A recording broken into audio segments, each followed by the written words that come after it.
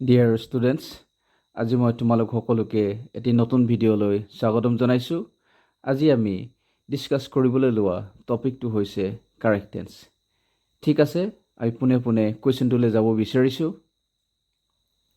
তোমালোকে দেখিছা use the verbs in brackets in correct tense, আৰু ইয়াৰ তলত 5টা চেণ্টেন্স দিয়া আছে। গতিকে চেণ্টেন্সকেইটা মই এবাৰ পঢ়ি দিব বিচাৰিছোঁ। 1. I do in bracket this work since morning. 2. The old man sleep in bracket when I met him. 3. The train left after I reached in bracket the station. 4. If it rain in bracket we shall not play. 5. He behaves as though he be in bracket a general.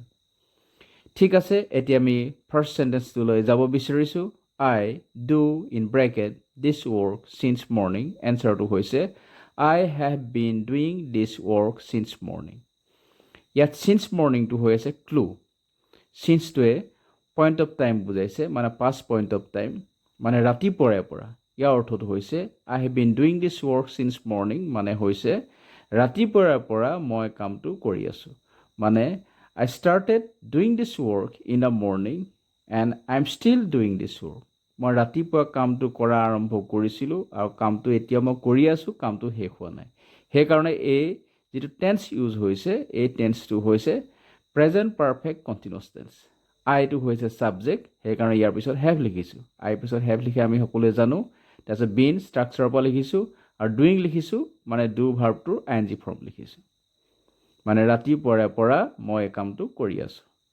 Number 2 হৈছে ইয়াৰ পিছৰটো, the old man sleep in bracket when I met him.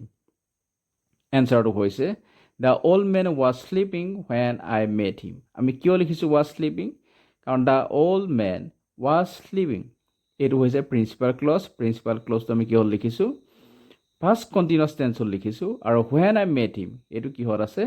Simple past টেন্সত আছে। ইয়াৰ ক্লুটো হৈছে when I met him, যিটো এইটো when I met him টো যিটো close হৈছে সেইটো ছাবঅৰ্ডিনেট ক্লজ, আৰু দ্য অল্ড মেন ৱাজ শ্লিপিংটো হৈ আছে প্ৰিন্সিপাল ক্লজ। আমি জানো যে যদিহে ছাবঅৰ্ডিনেট ক্লজটো চিম্পল পাষ্ট টেন্সত থাকে, তেতিয়াহ'লে প্ৰিন্সিপাল ক্লজ বা মেইন ক্লজটো পাষ্ট কণ্টিনিউৱাছ টেন্সত থাকে। গতিকে when ক্লজটো ইয়াত কিহত আছে? চিম্পল পাষ্ট টেন্সত আছে। I met him, আইটো ছাবজেক্ট, মেটটো হৈছে ভাৰ্ব ইন পাষ্ট টেন্স, মানে মিট ভাৰ্বটো পাষ্ট টেন্সত হৈ আছে মেট। মানে মই যেতিয়া তেওঁক লগ পাইছিলোঁ, বুঢ়া মানুহজন, the old man was sleeping, এইটো কি হৈ আছে? Past continuous, the old man was sleeping. ইয়াৰ পিছৰটোলৈ আহিছোঁ, the train left after I reach in bracket the station. এনচাৰটো হৈছে the train left after I had reach the station. আমি কিয় লিখিলোঁ দ্য ট্ৰেইন লেফ্ট? ট্ৰেইনখন এৰিলে। After I had reach the station, মই ষ্টেচনটো পোৱাৰ পাছত এৰিলে। মানে অতীতত দুটা কাম হৈছিলে, মই ষ্টেচন পাইছিলোঁ আৰু ট্ৰেইনখন এৰিছিলোঁ, কিন্তু মই ষ্টেচন আগতে পাইছিলোঁ। সেইকাৰণে আগতে হোৱাৰ কাৰণে অতীতত দুটা কাম যেতিয়া হয়, আৰু যিটো কাম আগতে হয় সেই আগতে হোৱা কামটো সদায় আমি পাষ্ট পাৰফেক্ট টেন্সত লিখোঁ। সেইকাৰণে আমি লিখিছোঁ after I had rich. I had rich, এইটো হৈছে ৰিচ পাষ্ট পাৰ্টিচিপল লিখিছোঁ। হেডটো ষ্ট্ৰাকচাৰৰ পৰা আহিছে, গতিকে এইটো পাষ্ট পাৰফেক্ট টেন্স হৈছে। ইয়াৰ অৰ্থটো হৈছে মই ষ্টেচন পোৱাৰ পিছত ট্ৰেইনখন এৰিলে। ইয়াৰ পিছৰটোলৈ আহিছোঁ, if it rain in bracket we shall not play. এনচাৰটো হৈছে if it rains we shall not play. কিয় লিখিলোঁ? উই শ্বেল নট প্লেটো চিম্পল ফিউচাৰ টেন্সত আছে, আৰু ইফ ইট ৰেইনছ এইটো হৈ আছে চিম্পল প্ৰেজেণ্ট টেন্সত আছে, আৰু এই যিটো আছে ইফ ইট ৰেইনছ সেইটো হৈছে কণ্ডিশ্যন, আৰু উই শ্বেল নট প্লে এইটো হৈছে চেণ্টেন্সটোৰ প্ৰিন্সিপাল ক্লজ। চেণ্টেন্সটোৰ প্ৰিন্সিপাল ক্লজটো যেতিয়া চিম্পল ফিউচাৰ টেন্সত থাকে, তেতিয়া আমি যিটো ইফ ক্লজটো যিটো হয়, বা ইফ যিটো ছাবঅৰ্ডিনেট ক্লজ যিটো হয়, সেই ছাবঅৰ্ডিনেট ক্লজটো সদায় চিম্পল প্ৰেজেণ্ট টেন্সত লিখোঁ। ইয়াত ইফ ইট ৰেইনছটো এটা কণ্ডিশ্যন বুজাইছে, সেই কণ্ডিশ্যনটো আমি চিম্পল প্ৰেজেণ্ট টেন্সত লিখিছোঁ। আৰু উই শ্বেল নট প্লে এইটো হৈছে চিম্পল ফিউচাৰ, মানে আমি নেখেলিম বা আমি নেখেলোঁ।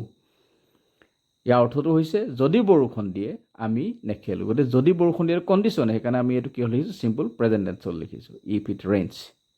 ইটটো থাৰ্ড পাৰ্চন ছিংগুলাৰ নাম্বাৰ, সেইকাৰণে ৰেইনৰ পাছত এছ এটা হৈছে, ইফ ইট ৰেইনছ। পিছৰটো লৈ আহিছোঁ, he behaves as though' he be in bracket a general. এনচাৰটো হৈছে he behaves as though' he ৱেৰ A general. আমি কিয় লিখিলোঁ?